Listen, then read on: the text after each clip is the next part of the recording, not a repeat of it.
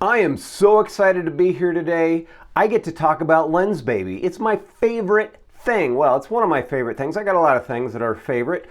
And today we're talking about the journey of Lensbaby. We're talking about some of the hidden things, the things that went into the origination of Lensbaby. You know, I brought the original Lensbaby, the idea for the flexible hose. I'll get into that. Hopefully that's not a spoiler. And from there it became a collaboration. It became a collaboration with you because that one innovation, I got feedback saying, hey, we want something new. And so or something better or something worse or something different. And that was the biggest theme that was from the very beginning. People wanted something different than what they could do with their regular camera lenses, and Lensbaby gave it to you. And you're here, so you must have liked something about it or you're curious about it, but welcome. I'm excited to talk to you about this, and so let's just dig right in. In 1998, I went to a workshop at Santa Fe Workshops, and it was a great workshop. I was documenting. I was a photojournalist, so I decided I was going to do this documentary project on this fly fishing school outside of Santa Fe, and I love fly fishing anyhow, so it was a good excuse to get out on a river. But one of the days, I rented or borrowed a tilt shift lens from the library there at Santa Fe Workshops. Amazing school, amazing project. I can't wait until they open back up for us to go down in real life. But one of the things they have there is a library, and they just let you use these tools. And I took this 45 millimeter tilt shift lens, put it on my film camera, we were all shooting film then, and went out into the river, put it on a tripod, shot it at 1 second. Now, I know I stacked the deck against me to be frustrated, but I was super frustrated with this lens because it only tilted a little bit. I mean, it tilted a normal amount for a regular tilt shift lens, but it didn't have a real strong effect, and I could not find where my slice was. It had numbers and dials and like scales. Like, I don't want to look at a scale when I'm out in the field photographing. So for me, I came away with a huge amount of frustration from that. And that was my first kind of seed of what ended up being Lensbaby. I mean, there's lots of frustrations that went into this, and solving those frustrations was a big key to that. But combine that experience with sharing a studio with about a dozen photographers, two of which were doing things that me as a photojournalist, I'd never even considered. One, Krista was shooting with a Diana camera, and I didn't know what that was. I didn't have an art background. I was a photojournalist, and I was going to make pictures that were corner to corner sharp, and I was going to try and be as invisible to the viewer as possible, where they looked at that and said, how did someone take this picture? I feel like I'm actually there. So that was my goal. And so I'm sharing the studio with a dozen photographers. Krista's shooting with a Diana camera, and Frank is shooting with a 55 millimeter macro lens, and he screwed on this video converter to the front.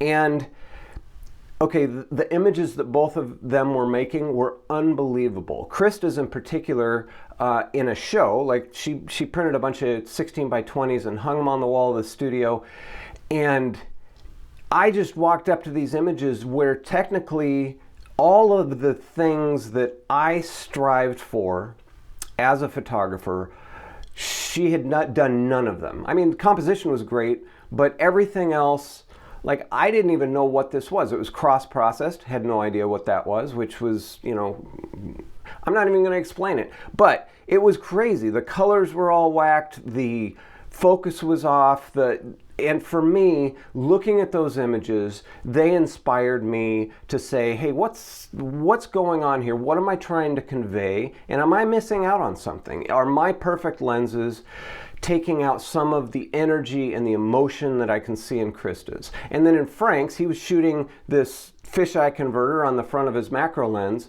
And he was shooting portraits with it where he was getting, you know, an inch, 2 inches away from them, and they were crazy. They weren't the most flattering things, but they were more flattering than I would think for a fisheye lens. It was weird. It was crazy. But for me, that ended up planting a seed of saying, okay, what could I do? I was a working professional. I was shooting film. I wasn't really looking to experiment a whole lot, but a couple years later, when I broke everything that I stood for in terms of being a purist, and I had just, I think 2 days before, maybe a week before, at a wedding, somebody had come up to me with their little point and shoot digital camera, and this was in 2000, and said, "Are you going to go digital?" I'm like, "Nah, that doesn't really apply to me. I'm going to, you know, I'll shoot film for the rest of my career." A week later, I put a Canon D30 on hold or on order at Pro Photo Supply here in Portland. And that was totally counter to what I had been thinking, but you know, technology changed, and it wasn't just a wallet-sized photo that you could make with these as in terms of prints. It was a 5x7, and not too many of my clients ordered bigger than 5x7. So off I went into digital. I get this camera on a Thursday, I think, and on a Friday I flew to New York City. I went with one camera and one lens. I went with a 28mm f1.8 Canon lens. Loved that lens on my film cameras. I got to New York City. It was the most frustrating thing of my life that it was a 1.6 crop and I now had a 45mm. I couldn't photograph the way I saw because a 28mm was a really important focal length for me, and it was the only lens I brought. So I pulled back on that experience and that respect for what Frank had done with his amazing portraits and that curiosity. And now when I took a picture, it wasn't $1 every picture. And I went into the camera stores around Times Square and found one of these similar lenses to him, to the one Frank had. He had one of a kind. I've never seen it. I've gone looking for it for years. And this is a 0.42x converter. I got a black one. I couldn't find it, so this is essentially the same thing. And I screwed it on the front of that 28mm lens.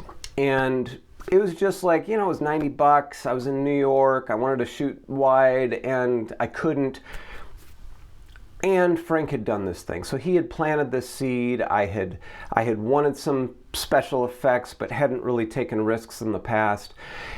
I put this on my 28mm lens and stopped it down to f11, and I got pretty good shots. It was like a 16mm equivalent fisheye. It had lots of bending lines, and when I stopped it down to f11 or f16, maybe even f22, it was pretty sharp corner to corner. The center was always sharp. And so I said, well, I'll play with this for a little bit. You know what happened is I took this crazy lens, and at one point I tested it wide open, and I always do that. Maybe I learned it from this, that I tested it wide open even though I liked it stopped down, sort of. It was kind of a good lens, or kind of a not terrible lens. And I did test it wide open, and I said, well, that's pretty cool. The edges were out of focus. The lines, of course, were still bendy, and the center was sharp. So let me show you a few pictures here. So what I found with this was it allowed me to bring emotion and energy into my photos in the similar way to the way Krista had with that Diana camera. And that energy and that emotion wasn't necessarily present when I shot with a normal lens. And so it opened my eyes to say, hey, I can have a style that's not just about capturing the moment. It's not just about being a fly on the wall. It's not just about being invisible. And looking through a different lens gave me that. And two, I can photograph completely different subject matter or the same subject matter and get a completely different mood, get a mood that matches the scene. And so being able to take this image here at the bowling alley where I'm dragging the shutter, which would be something that I'd do in a situation like this with a normal lens as well. I'm doing some fill flash, and then you've got the craziness of the bent lines. You don't see much in terms of the edge, so this was probably stopped down to f8 or f11 or darker, I don't know. But at any rate, this gave me a different tool in my toolbox to give a presentation of what I had seen to my viewer that wasn't necessarily accessible. When I was a kid, I was curious. And in more ways than one. And one of the things I did was I'd take everything apart. I took my bike apart. I turned the handlebars upside down so that now I had to take the seat off for the front wheel and the back wheel to touch the ground. And doing that, I had to now sit on the handlebars and the back wheel would steer. So I was moving my body and sitting on the handlebars. I share this because there's some odd things about Lensbaby, and they come from somewhat of an odd place. And one of those things was that tinkering and that always curious, what's possible, and being able to turn my bike upside down, or half of it upside down, or 2/3, 80%, and have the handlebars right side up, but have to sit on the handlebars. That was a challenge for me. I wanted something that challenged me to say, oh, is this possible? And I fell. That first day, I probably fell 40 times. I ended up in the hospital because one of those falls, or multiple falls, had torn my esophagus internally. The doctor said they'd never seen anything like it. But I was really proud. Like I lived, but I was really proud of what I had learned. I'd learned a new skill that probably no one I knew had, and that was worth it. So, I don't know if my parents agreed, but I did all sorts of stuff like that, just hacking. And this is just kind of a minor hack. Like I just screwed this on the filter threads. It wasn't a big deal. I didn't have to take anything apart. But it was the beginning of my photo hacking. Over the course of the next couple years, I photographed far too much with this lens, and I tend to do that when I find something new. I tend to obsess about it, and that was my first obsession in photography that wasn't just a strictly normal lens or a normal camera or a different type of film or a different who knows what, but the things that were acceptable, the things you'd see in popular photography or Shutterbug, those are the things that I'd obsessed about up until that point. And over the course of the next 2 years, tons of photos. I took a workshop from Kevin Kubota. I was frustrated with my workflow. It's taken me 5 times as long to edit a wedding now that I was shooting half digital and half film, and I didn't know how to make those digital images look like real pictures. And so I took this workshop from Kevin Kubota, changed my life, but as the course of that, it was his very first digital boot camp. But in the course of that, he saw some of these images that I'd taken with this lens, and he called me up and said, for the third workshop, he said, Craig, I want you to come teach this stuff that you're doing with these crazy lenses. And I'm like, I'm thinking, I got one lens, New York City. I had gone out and I had tried to find a better one. Nothing. I'd found this ended up, or the black version of this that I screwed on my lens, ended up being the very best that I ever found. I probably bought 40 of them. So what am I going to teach? And so for me, I've always been a daydreaming. I've always been looking at, what can distract me and how can I get excited about that? And one day I'm in my studio, I'm supposed to be editing a wedding, and I'm looking around here, I'm looking around there, and I see my speed graphic camera sitting on a shelf. And I'd had an idea that I approached an engineer about, just to make stuff for me, not necessarily a product, but to be able to use my medium format lenses on the front of my Canon EOS cameras, and there just wasn't enough room. There was, maybe 1/8 of an inch, and that wasn't enough to tilt, and free lensing wasn't a thing, or I'm sure I would have gotten into it. And I looked and I saw my speed graphic camera, and it had a 101 millimeter lens, and it had all of this distance between the lens and the image plane, and I thought, well, that's more than 1/8 of an inch, and I need something to teach. What do I need to do to make that be something I can mount on my camera and make it work? And so I thought, well, I could use a bellows, but bellows are really flexible, and that's not, and I didn't have any bellows. I probably would have just used a bellows, but they're super flexible, so it's not going to really hold it up, and I'll be jittery and whatnot. So what I really need is I need something that I can squeeze against to focus, and it's just going to lock the light. You know, whether that's just pressing up against the mount, I didn't know. But I just wanted a resilient bellows. So I started searching for resilient bellows, and of course there's nothing about resilient bellows.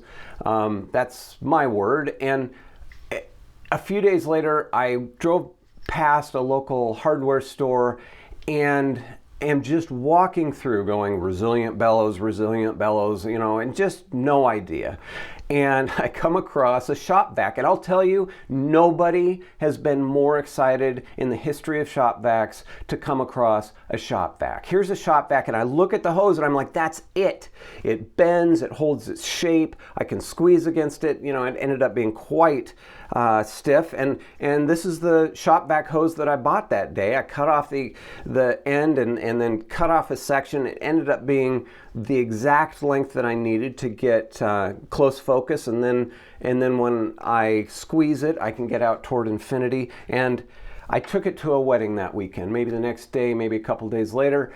And let me just show you an image here. This is one of the very first images from that very first morning up at Mount Hood, Timberline. The groom is sitting on the ski lift with his groomsmen on the morning of the wedding, and I'm tilting that lens, and you can see that slice of focus going off toward infinity. Way more effect than I could get from that 45 millimeter lens, even if I figured it out. I did rent it a couple more times. It just continued to frustrate me, and this was what I was after, and I could not believe what I was seeing when I looked at the back of the camera.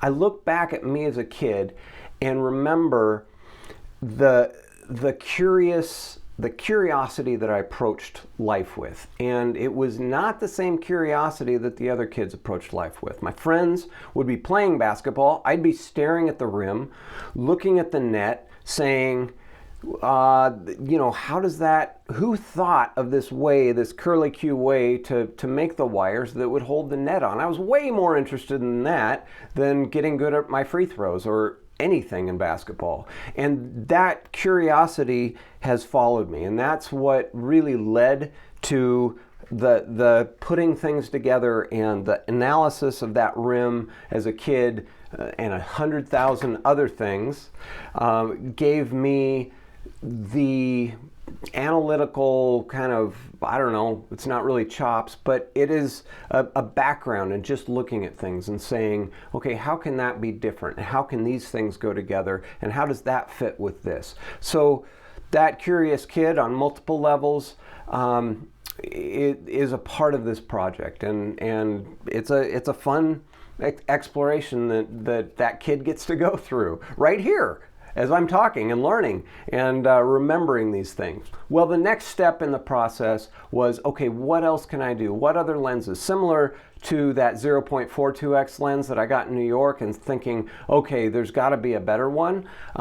I started saying, well, there's got to be different lenses that do different things, and this is one of them. I went out, I got 120 folding cameras, I got this is a lens from a friend of my dad's who was an optical engineer at Tektronix. My dad was a mechanical engineer, and so Bob White would let me come over and he'd hand me lenses and say, can you use this, can you use that? And I would test the focal length just by holding it up to my SLR or holding it up to a piece of paper, and this was one of them. It's actually half of a CRT lens, and this one was very different because that speed graphic lens, when it was pointed straight ahead, it was just a 101 millimeter lens, normal, you know, I mean, if I could hold it straight. And this one had this beautiful painterly effect on everything. Like, it really didn't have much of a sweet spot. It was somewhat of a sweet spot, but let me just show you some pictures. So this is one of the images I shot. I shot this at the end of a wedding down on the Oregon coast, and you can see there's kind of a sweet spot over in the lower right, but that painterly treatment of the colors and the hues, and it was just unbelievable. And you know, made for some wonderful black and white images when I bumped the contrast up. It gave me a mood. It gave me a way of looking at a scene and feeling a mood in what I saw, and to be able to convey that to my viewers gave me something I'd never had before. And so here it was. I had this precision lens that I could tilt and get this slice of focus, and then the next thing I did was find this really non-precision thing that really wasn't that sharp. It was only half a lens. It was turned upside down, I think. I don't know. I don't know how it was intended to be made because I don't have the other half.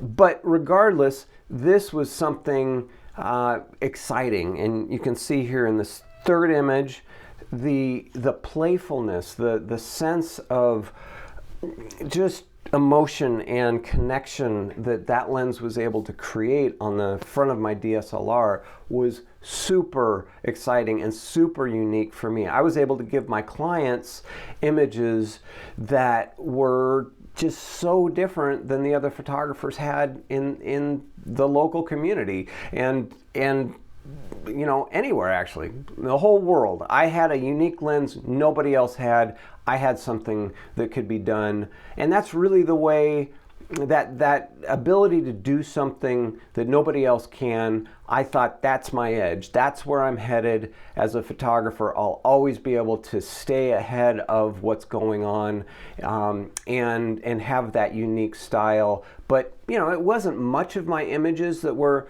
coming from these particular lenses. It was maybe 5%. You know, this particular wedding, the clients were just so up for anything. I think, you know, maybe it was 7%. But regardless, I shot as a photojournalist most of the time, and then would come in and, you know, more of a National Geographic look to my images, or that was my hope. And then I would pull those lenses out when I'd gotten all of those safe images and I wanted to play. And those were the images, more often than not, that my clients really connected with.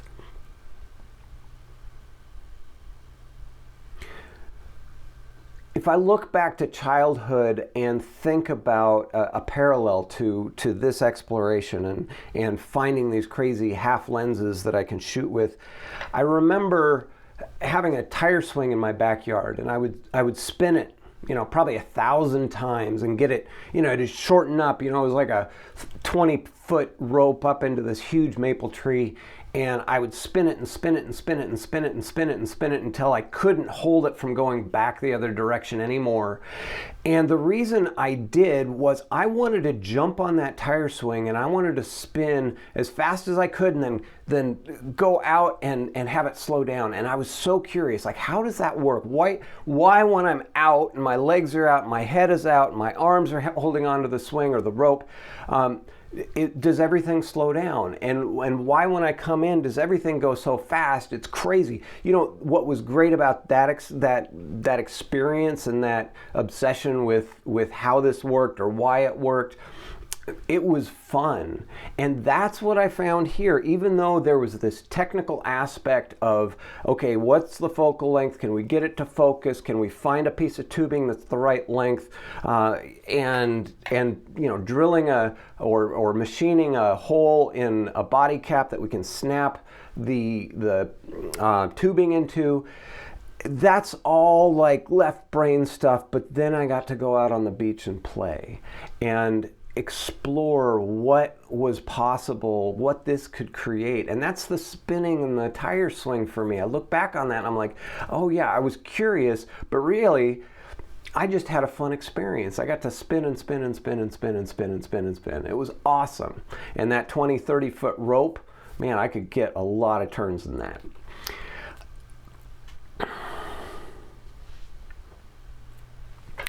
So the next step after I've got two of these things is to figure out, okay, what do I do with with these that can be interesting, that I can go back to Kevin Kubota. He asked me to teach at a workshop. I didn't have anything to teach. I came up with the Lensbaby with that speed graphic lens. Now I've got another lens. I've got 2 lenses. I still can't tell people, go do this or go make this in this certain way. So I didn't know what I had. So my goal was to get at least 10 for the 25 people, 10 of these prototypes that I could put together that people would be able to go out and experiment with and tell me, what do I like? What do I not like? And so it quickly went, because really the motivation for this project was largely because I had to have something to teach. So it wasn't so much about having a unique, one-of-a-kind lens all of a sudden. It was more about, okay, how can I teach? How can I help Kevin with this project? How can I spread the enthusiasm for photography, for creativity, for exploration? Had no idea if this was going to resonate, but off I went. So I went with a bunch of lenses. Some of them were really primitive, like Holga lenses that had been taken off by holgamods.com, and they put other lenses on there, or pinholes on, and so I took those and I brought them and put them on shop vac hose, and I had the really good lenses. I got 120 folding cameras that I took the lenses off, put them on a piece of shop vac hose, all sorts of stuff. And what I saw was people really resonated with the simple lenses. And so when I'd give them something like the speed graphic, a lot of these photographers already had experience with bellows cameras or view cameras and tilt shift lenses, or they own tilt shift lenses, and they would come back and say, well, I can do that with my tilt shift lens. What else do you got? And it got more and more and more simple, to where I actually went out and just got the cheapest. It was almost like a dare, like, okay, how do we dumb this down as far as we can? And I went out and got eye loops off of eBay from India for, $20 for a dozen of them, and they'd be all different focal lengths, but it was just a magnifying glass essentially, and a bad magnifying glass at that. But I'd put an f5.6 sized, what is this? It's a aperture, but like a little piece of plastic that I'd glue in the back, and that would stop it down, and it would give a nice, decent sized sweet spot. And I sent that out with people, and oh my gosh, the people that didn't like the speed graphic lens, which of course you couldn't source those, and if you made it from scratch, we'd be talking, hundreds of dollars, maybe thousands. And to be able to give them a magnifying glass and have them come back and say, this is what I'm after. I can't do this with my regular camera lenses. This image here is from Red Square in Russia, and I was able to take this right after. It's actually the very lens I'm holding. I was able to take this image like the week after I built this, and this is when I decided, okay, this is what the lens is going to be. These are the specs for the Lensbaby that I'm coming out with. Because I had come back from one of those workshops with Kevin, and my soon-to-be business partner, Sam Pardue, who was doing marketing for my photography business, had asked me about Lensbaby. I brought it up. He'd say, well, what is it? I showed it to him. He didn't take that too seriously because, it didn't look like much. But he said, do you have anybody to call? So he called the photographers and that had been using the lens, got a hold of 7 or 8 of them. All of them had the same feedback. I can't do this with anything else I have. I feel like it's reignited my enthusiasm and my joy for photography. And that's all he had to hear. He said, I'm in. And he came in and he paid for the website, he paid for the patent, and I said, okay, I'm going to come out with a product that we can sell. And so this was that product in my mind. It had a water jet cut piece of plastic snapped on the front so that you could squeeze and focus it without getting your fingers in the front. It had these eye loops from India, and I'd get a dozen of them or 20 of them, I don't even know. And of those, only 20-30% of them were the right focal length. Maybe I would be lucky and get 50% out of one batch. And then they have scratches, so some of them I couldn't put into a lens that we could ever sell. And so, like, this was not a repeatable model. I had a friend of mine, Bob, who was cutting holes in the body caps, but I decided after this trip to Russia that we're going to sell this. This is going to be the end product. So we sold, I don't know, a couple dozen of them that fall. This is fall of 2003. And I got an email from one of our customers. It was all sold online. And he said, I took the lens out of the box when I got it. I looked at it. I didn't put it on my camera. I put it back in the box. I'm going to send it back to you. I want my money back. And I thought, well, of course you want your money back. You didn't take pictures with it. And so for me, having that experience of taking the pictures and knowing that that's really where this is, to be on Times or Red Square and to be able to make images that are something that nobody has ever made of Red Square before. That's the joy, and that's the enthusiasm that I had for it. But I realized we don't have a product. But before I do that, I want to talk about this randomness that I experienced. And I remember as a child, I would stare at the ceiling. We had these plaster ceilings in our house that had this totally random pattern. It was very porous, like it felt like sandpaper, because the walls were that way too. And it's really a curious finish. I've never seen that in any house before. But I would lay in bed in the shadows when the light would come from the side, and I would look for some sort of pattern. Like, what is this that I'm seeing? What is it? What does it mean? I'd see faces in there, and I think going from total randomness of, you know, anything's possible, and bringing that into a place of let's put some order to this. Let's look for some repeating patterns. Let's look for the eyeballs or the fangs of the monster that I would look at, and that kind of wanting to make sense of things. You know, it might be a stretch, but I think this and the images that it created came from that little kid, that little Craig Strong, that was looking at things that didn't make sense and saying, I want to make sense of this. From there, we went to, we had probably about 6 weeks at that point to get from a lens that somebody is not even willing to put on their camera to a lens that we're going to introduce at a trade show in Las Vegas in 6 weeks. And it took me about a week of dead ends of going to machine shops. I had no idea what I was doing. I was a photographer. I was not a manufacturer. I was not a designer. I didn't even know how to have a conversation about design. I just would go and go to Home Depot and get some shop vac hose, and I'd go down to the plastic shop. That's the closest I could get to talking with a supplier and say, I need something that's, you know, this round by this round, and they'd have to do the measurements for me. And so I had no idea what I was doing, and it was tons of learning. And one of the things I learned was there are people out there ready to help. And what I got eventually, I got to 2 suppliers. The first supplier was in Oregon City, and it was ProTurn, a precision machine shop.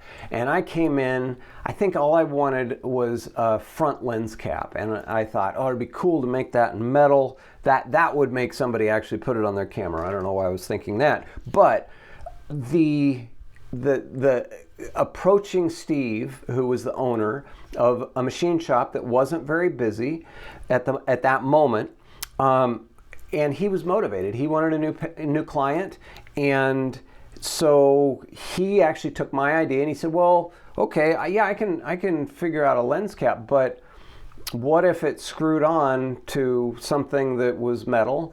that I also made. I'm like, oh, that'd be cool.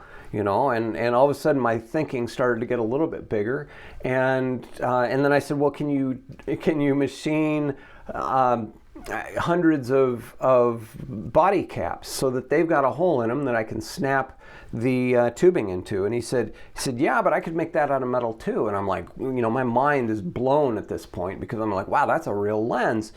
And Steve actually took this project, and in 5 weeks from the time I sat down with him, he had designed, anodized, laser marked, and had delivered to me in time for the show all of the parts for our first order. And the enthusiasm that I had for this project went through the roof at this point. And I knew that once I had those machined parts, even before they were anodized, when he sent me test parts, that this is going to be something special. And because it was a real lens, people would put it on their $4,000, $8,000 DSLR. They were expensive back then. And it wouldn't be a misnomer to say, oh, this is something you got out of a Cracker Jacks box. It was a big Cracker Jacks box, but I don't want to put that on my camera. And that's basically where that prototype that we sold a couple dozen of on the website was. And from there, the other supplier I found came out of a problem I had. We had an f5.6 aperture, largely because I wanted to drop the aperture into the metal cup, or it was a plastic cup with the original Lensbaby, and then put the glass on top of it, and then put a retaining ring so that if it falls apart, it falls out. Nothing ever goes into a camera if a Lensbaby falls apart. And so, because we didn't want to ruin people's cameras, if the lens gets broken or falls apart, then we just replace it, no big deal. So that was my reasoning, but that also meant it did not have interchangeable apertures. During this time, I was not sleeping very much. It was, my mind was just constantly going, because like I said, I was a photographer. I had no idea what I was doing in terms of making a product, but that's what I was doing. Sam and I were on this journey together, and my job was to make a product that he could sell.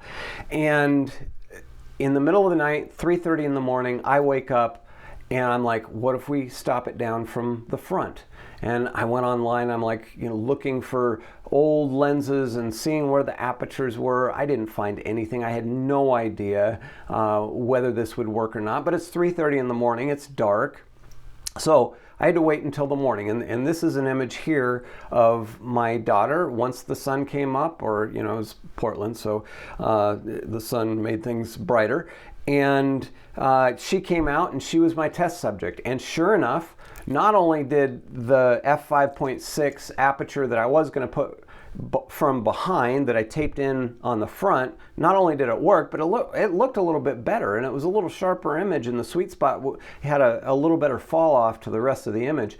And so I took that image, and then I took the aperture out altogether and just put a little tape around the edge of the lens, and it was an f2.5 lens at that point, and I took this image of my son Will, and I said, oh, this is it. Because now we have a variable effect. We're not just stuck dark. None of our cameras at that point had variable, or had a EVF, or the ability to see your image digitally. So you were looking through an f5.6 lens and trying to squeeze to focus, which was already a pain, and it just wasn't going to work. So, it was going to work, and all my beta testers loved it, but this was one more option, and I'm all about options, and this was something at 3:30 in the morning came upon me. By the next morning, I was like, yes, we're doing this.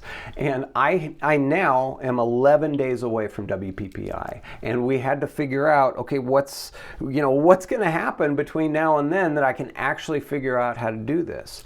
The key to that was we already had the apertures being made, the metal apertures being made here in Portland, and I was able to just go to him and say, okay, we want a whole bunch more because we had f2.8 to f8, but we want them made out of plastic. And that same manufacturer just shifted and made them out of plastic, and we were able to do that. But then how do you keep them in?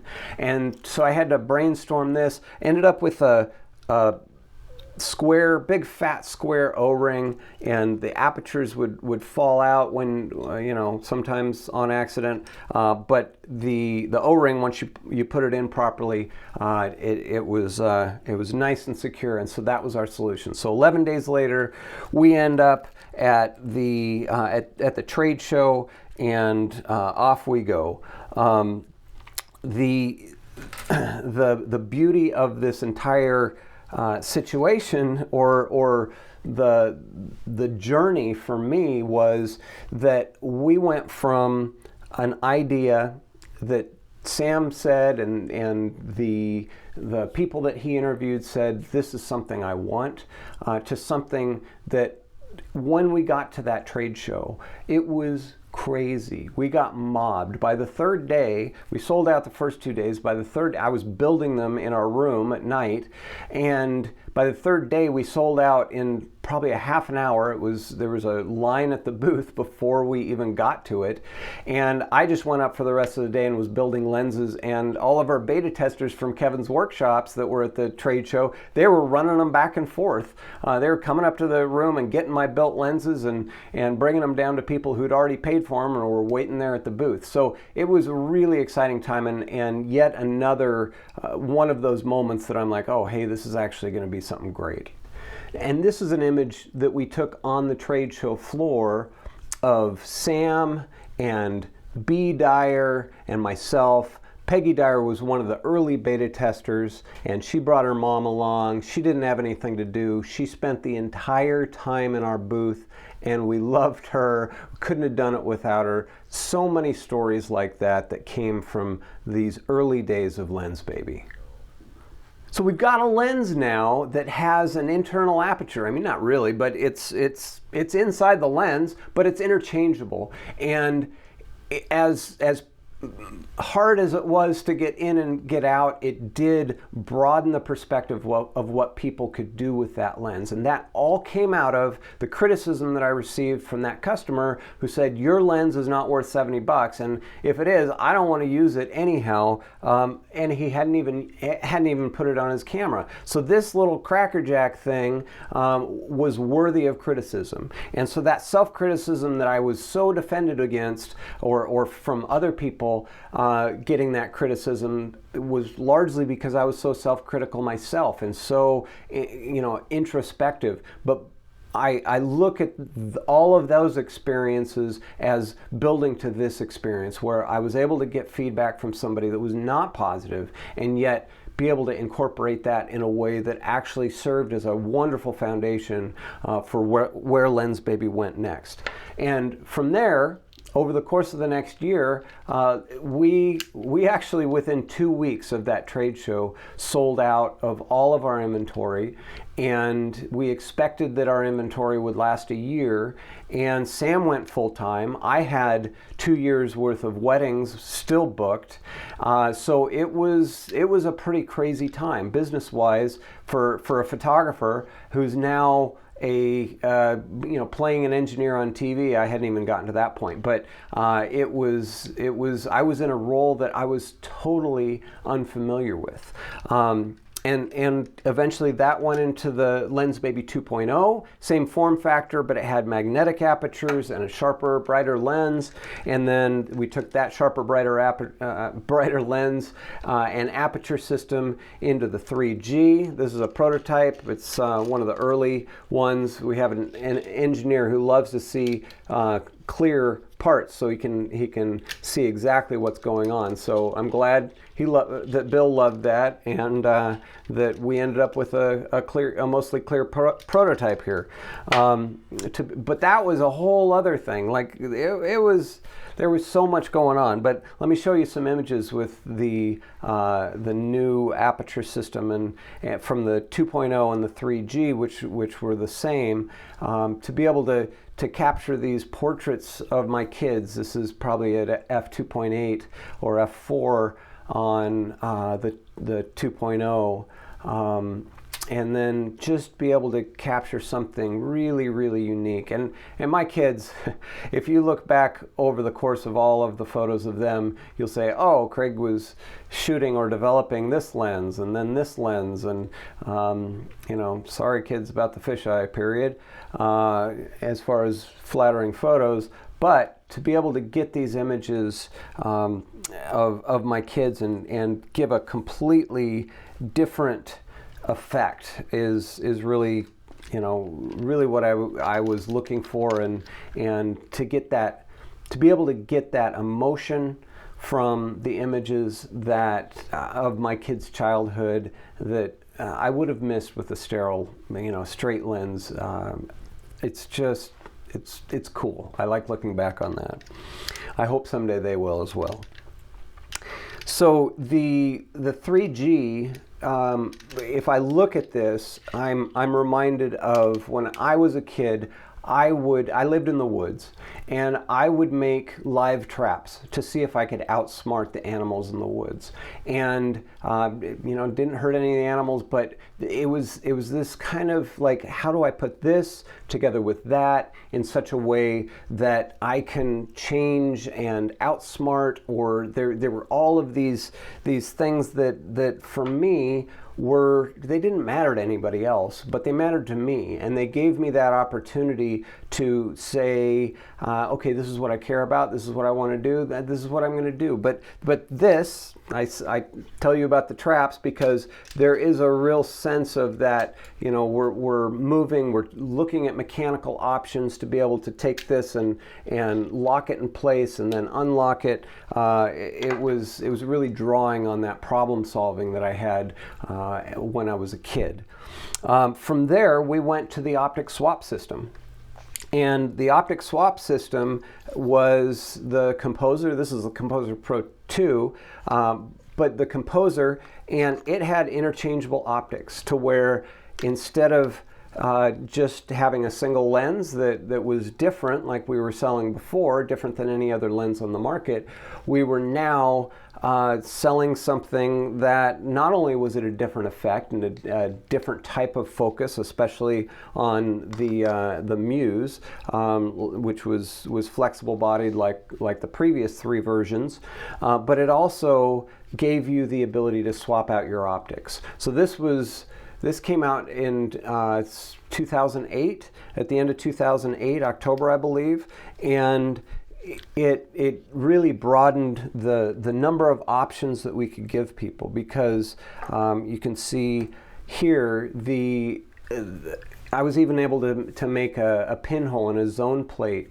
lens that we were able to put in to give people a completely different effect. And that's really what Lensbaby is all about, is moving into a space where you can get anything that you want that's possible out of our system. With the optic swap system, we have the edge optics, and when those are pointed straight ahead, they are extremely sharp corner to corner, and then when you tilt them, you get your effect. So that gives you a lot of variety here, and really this is the lens that I was after when I was at Santa Fe, was something that I could just tilt in one direction and had a long focus range, got me a really thin slice if that's what I wanted, because it tilts twice as much as a normal tilt shift lens. And this opened up this optic swap system with different optics, where we can get something super organic and artsy like the pinhole and zone plate, which switches back and forth between pinhole and zone plate options, or the other 5 optics that we had at the time. We've come out with 15 since, and this reminds me of me as a kid taking everything apart. I mean, to a fault. I would take everything apart, and once in a while they'd go back together, giving our users the ability to do that without breaking it, because I broke most things as a kid, is really close to my heart. So I think this came out of who I was as a kid and as a person. And you can see that all those options and that ability to modify what you've got gives you more options, and that's what I'm all about, and it drives my business partners and our team crazy, because I'm always like, no, we got to add this, and we got to add that, and we got to add that. And these days I listen to them when they say, nah, that's not going to work, or that's too expensive, because I've got a little more business sense than I used to. But the journey that I've gone on has been really influenced by that little Craig who was seeing something and saying, how does that work? From there, we went to the Velvet system, and the Velvet lenses are macro focusing. They're a real lens, because in 2008, when we came out with this, we took an already odd system, and as far as the actual lenses, the creative effects lenses, and we made it more complex. And a lot of people looked at that and they just kind of glazed over, and they're like, oh wow, you can swap the optic? I have no idea what that even means. And then they walked away, and maybe you did that, but you came back. A lot of people came back to Lensbaby after a lot of exposures and their crazy friend off, shooting these amazing images with it. They came back when we started making the standalone lenses. This is our first standalone lens, was the Velvet 56. Did not have any kind of optic swap system. It worked like a regular manual focus lens, and this was a bit of a miracle, because when we came out with this, we really needed to come out with a product that people wanted, and our timeline was very short. Our suppliers really rose to the challenge, and our optical engineer made a lens unlike any other lens, because usually these are the lenses with glow or soft focus, and soft focus lenses tend to have very little detail when they've got a lot of glow in the image, and certainly not outside of the center. And with this lens, there's a very sharp underlying detail even at the brightest apertures. And let me show you a couple images here. I was able to take these out and shoot Neowise with the Velvet series, and this was the first night I went out, and I had all my Nikkor lenses with me and expected that that's what I'd be using. But the moment I saw this, I said, nope, I'm not using any of those lenses. I'm just using Velvet. So I shot for 3 nights toward the peak of the Neowise show that we had, and this was the first night that I shot, and it was with Velvet 56. And then the next night I came, met some really great friends this night up on the mountain, and this is with the Velvet 85, and you can see the Velvet 85 when you're, especially at the brighter apertures. This is, I think, f2.8. It has a bit of a sweet spot, and the corners go a little bit blurry, with focus that's not great, and that underlying detail is mainly in the center. But the emotion and the mood to this image is something that really it sings for me. And again, I was like, nope, this is all I'm shooting stars with from now on. And then the third night, I went out and photographed with the Velvet 28, and getting this.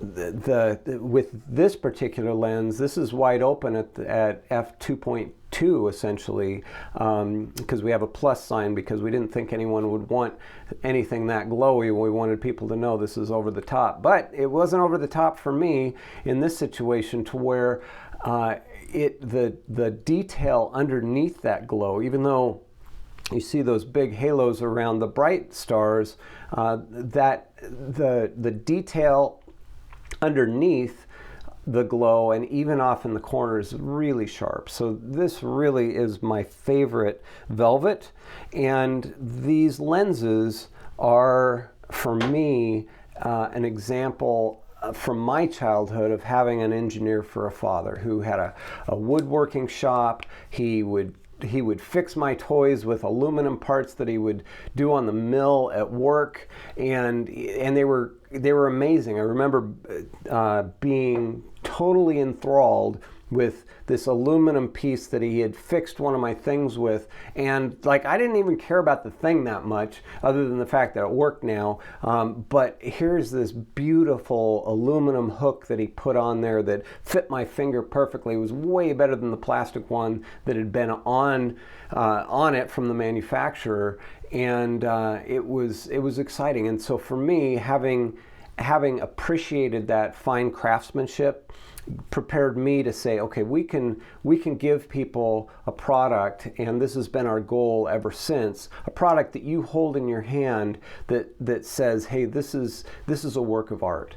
And so that experience from my childhood really affected that. And from there, we're pretty much just talking about exploration. Like Lensbaby, I love my job in that I get to play with the craziest stuff. Like I went in looking for what we're going to do here, and I don't know why we have this, but it seemed like a good idea at the time, I'm sure, and maybe I can cut strips of this and put it into Omni, or I don't know what, maybe it'll be its own product, but it's pretty cool. I get to do that, and I don't know what you see, but I don't know, tell me, do you want it? And then we've got I feel like my job is one of the best jobs on the planet, to where I get to just say, okay, what do I do here? What's the, and Omni gives us a huge outlet for that. And I don't know what's next. This is doing that, and these are doing this, and I get to do that, and I don't know what that is, but yeah, like this is it. Like if I can step away and feed that daydreaming Craig from grade school or from before, like and if that can do the work that's needed to find the products that you're going to connect with, that's going to help you express your vision of the world, that's all I need, and that's what I want to do. And I am in such a great spot because I was able to kick this off as a creative working on a project for me. But then I got all of you to be part of this, because this is a collaboration. Me and my team at Lensbaby are exploring ideas, and then you're coming to us with feedback, you're coming to us with passions or with questions of how do I photograph something that I see that none of my other lenses can quite get right. And fortunately now Lensbaby we have Sweet Spot, we have Twist, we have Velvet, we have, what else do we have? We have Edge. And to be able to have these various effects, to be able to pick up, put on your camera, say, hey, this works for me, or no, this doesn't work over here, but it works over here. And we've done the purchasing of the 40 lenses that took us to get here, so that you don't have to. If we're to go back in terms of like that kid that turned his bike upside down, or most of his bike upside down, and rode it backwards while steering with his butt, that I ride a recumbent now. Like, I don't really care what people think, and I get a kick when I get comments about that, because I look like an idiot. I mean, not really, I'm not an idiot, but I look like an idiot, actually, out there on my recumbent, and because I commute in town. Like, it's a country, it's a touring thing, but for me, that harkens back to, hey, I want to learn something new. I want to be different in a way that serves me. Like that riding on my handlebars way back when I was in high school. that was our grade school. That was something for me that gave me great satisfaction. And I think there's a lot of things in my work that harken back to, hey, I get to experiment with new things. I get to learn to ride a bike in a different way. I get to be more comfortable on my recumbent, and I don't care what people think. You must not care what people think either, to some extent, because your images are going to be different. If you're shooting with Lensbaby, your images are not going to be the norm. And so if you can say, I'm looking for my particular vision of the world, and it may involve this crazy creative stuff, more power to you. We love you, and I love the fact that you're a part of this community, and looking at how to be more part of that. And I think that ultimately the community is where the meaning is, and it's not going to be perfect. I learned about a worldview, wabi-sabi, Japanese concept, and it's appreciating the beauty in impermanence, incompleteness, and imperfection. And Lensbaby is going to be imperfect. It's going to be incomplete. We're always going to be building. You saw how that first Lensbaby, because of your feedback, changed into the second and into the third, and now into an entire lineup. But it's always going to be evolving, and what we have now is going to build on what's next. And I promise you, what's next isn't going to be the perfection and the sterility of what you can get from every other lens manufacturer. It's going to be something that has heart and soul, and is going to be different and allow you to express your vision of the world in a way that you just can't otherwise. And I'm excited about that, and I'm excited about you being a part of this. This is going to be a great week. Thank you for listening to me this long. I know I go on and I get excited about things that not everybody's excited about, but I've lived this journey, and it started very young, and you have lived your journey, and you're part of this community too, and you're able to, and this community is able to influence where Lensbaby goes next. And I'm super excited about having you here and seeing where we go as a community. Thank you. Have a great conference.